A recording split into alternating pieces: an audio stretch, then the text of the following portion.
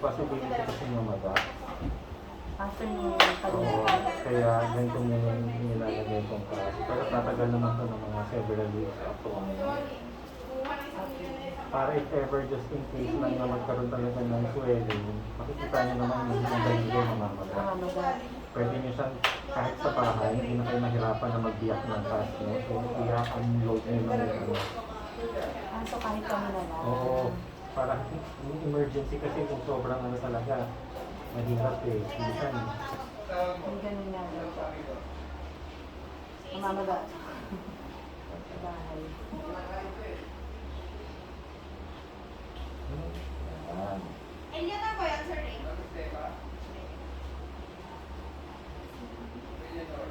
Wait lang, stop. Gutom na daw kasi siya.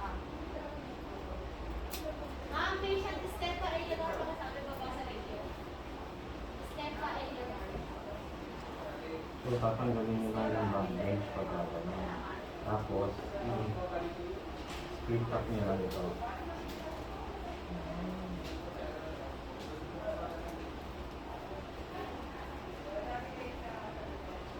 Masikip ba?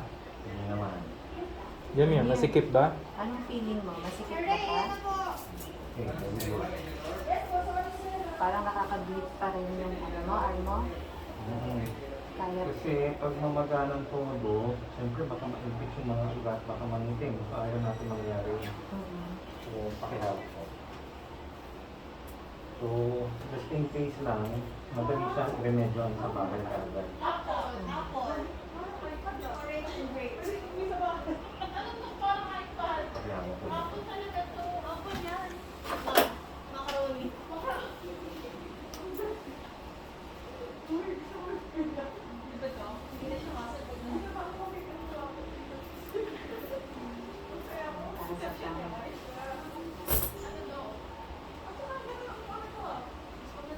Ang galing, Jamir.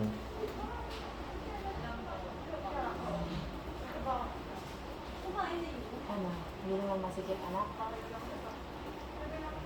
Tight na. Pero, sufficient enough para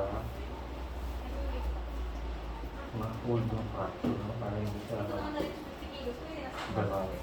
Parang sinasandwich ngayon natin yung buto. Ayan. Oh, sorry. Ano na natin konti ha? Compress lang natin konti para talagang ma-hold yung fracture ha? Ayan. Okay na, sorry. Para pumantay yan, Jamir. Kailangan lang i-press nito para Bala ka, na hindi yung papantay. 15 minutes siguro magsiset pa titikas ko ito. Ngayon malambot pa siya.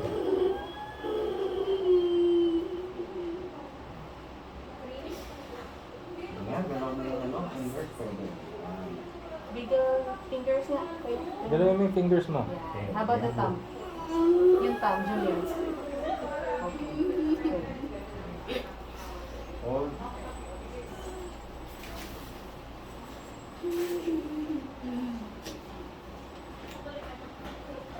Bakit ganito yung sling na binigay sa inyo? Wala. For Adam. Yan lang available Yan ang kagabi. available sa hospital kagabi. Ano kasi ito yung mga... Ano siya eh, small pedya. Okay na. Hindi nga pa pang pwede naman. Yung makandado ka. Kailangan yung arm mo, Mas nakataas ba do? opo, letter L lang talaga, nakaganyan lang ha. If mas mataas ng konti yung kamay, mas maganda para hindi mamaga, no? Kasi pag nasa babang ganon, tendency mas mamamaga siya kasi bababa yung dugo eh. So mas better na itaas ko Oo. or pantay. Kasi nga minsan lumalaylay dito Oo, na kaya ano na eh. i-adjust. Oo, mas mataas pala maganda, Jamir. Itong short, ito, sagad dapat yun, so nakasalo sa elbow. Mhm.